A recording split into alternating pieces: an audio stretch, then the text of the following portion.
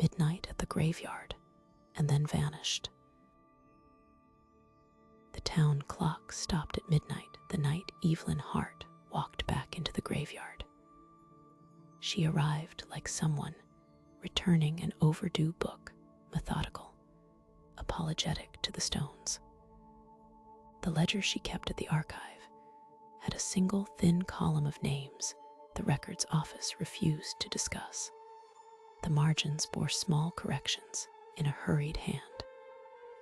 Tonight, she had promised herself only a glance to confirm the ink and cross a line.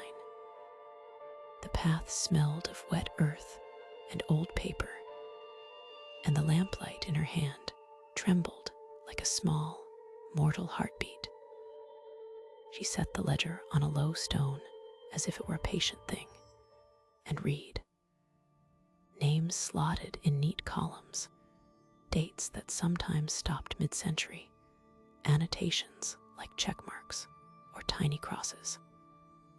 For a long moment, nothing felt sinister, only the businesslike geometry of record-keeping. Then, beneath a name she thought she recognized, ink had been scratched away so thoroughly the paper held the memory of the cut more than the letters. Where ink vanished, the air felt colder, and Evelyn found she had forgotten, briefly, the face of a woman she had known all her life. The memory slipped, as if pulled through a net there and gone before she could hold it.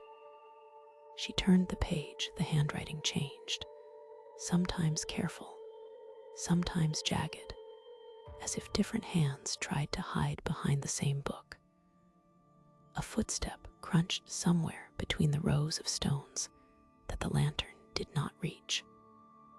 Evelyn looked up, and for no rational reason, counted headstones until numbers felt like anchors.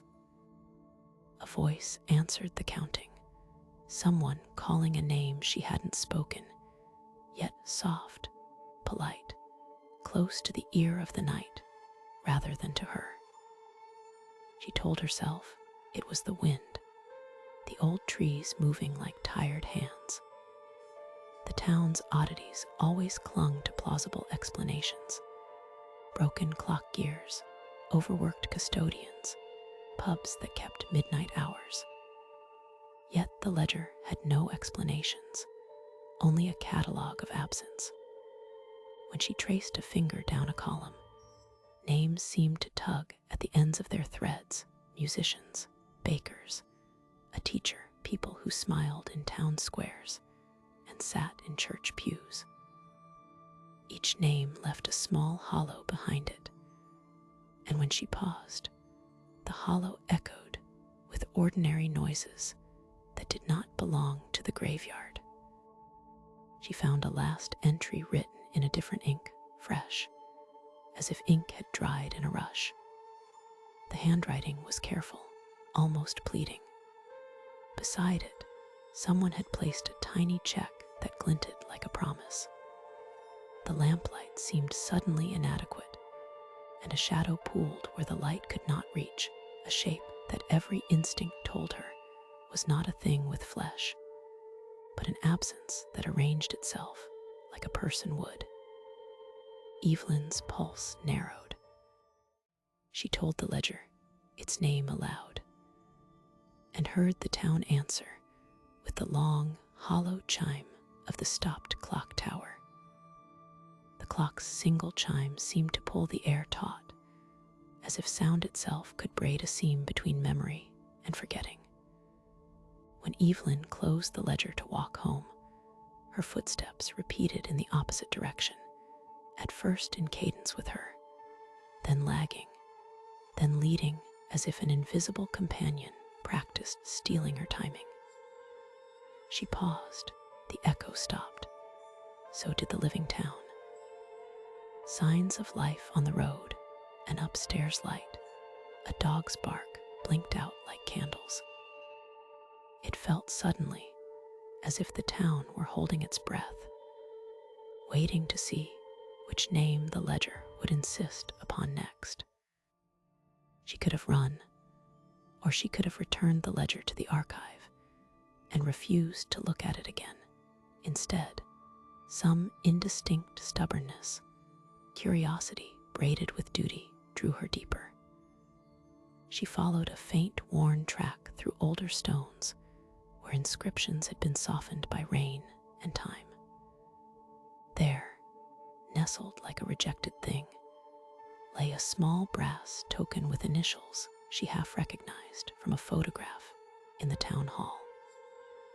The token was warm, as if someone had held it minutes before.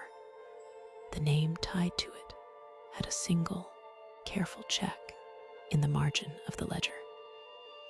A pattern threaded itself through the pages, checks that seemed to correspond with tokens or objects left in the ground.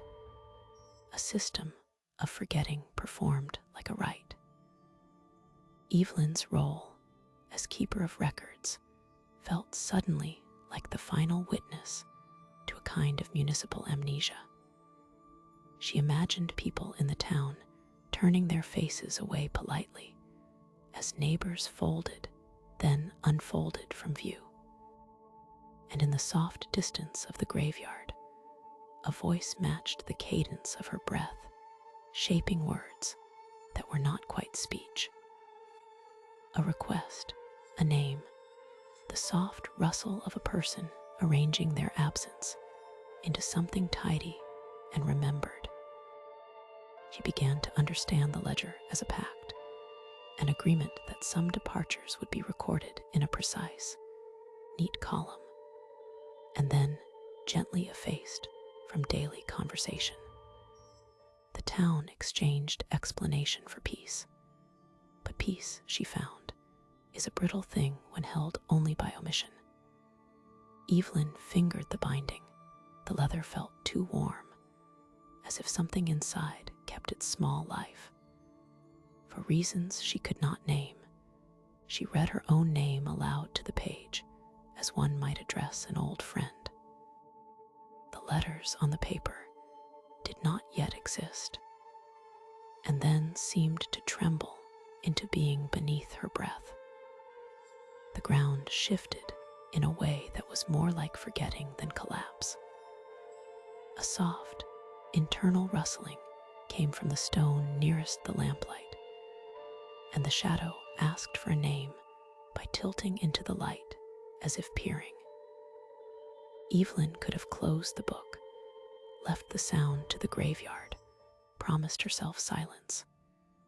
She did nothing, and doing nothing became an action as significant as choosing. When she looked back at the page, where her hand had rested, a small, unchecked line bore a name she did not remember writing, and a date that matched the facing clock tower's stopped hands. She reached to smudge the ink, to deface the neatness into oblivion, and her fingers came away with only the faintest stain. The lamplight guttered, then steadied. The night contracted around a single decision. Around her, the graveyard seemed to breathe on a different rhythm, closer, interior, as if its lungs belonged to stories rather than bones. The last thing she remembered before steps vanished behind her, and the ledger lay open on the stone. Was the shadow moving with the exaggerated patience of something that has lost track of hurry? Morning found the ledger propped against a wet stone, pages ruffled by the night air, a single new check marked cleanly beside a name no one in the records could recall seeing before. The lamplight was gone, and in the margins someone had written, in a hand not quite hers, a phrase that read like a return policy: remember and let go. Evelyn's coat was folded on a bench near the gate, pocket turned inside out, keys left where a hand had lowered them. The town resumed its clockwork movements, as if nothing had stopped at midnight. People searched politely at first friends, a supervisor from the archive, the caretaker who swore he had not crossed the gate after dusk. They found nothing definitive, only the ledger with its neat, inexplicable addition and the folded coat.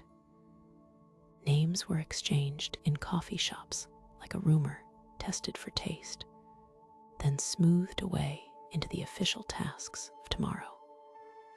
The ledger was locked away for a week at the archive, and then returned to its low stone as if that was its proper shelf.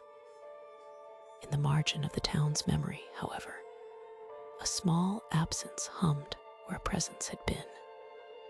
And sometimes, at midnight, someone swore they heard, faint as a page turning, a new name being written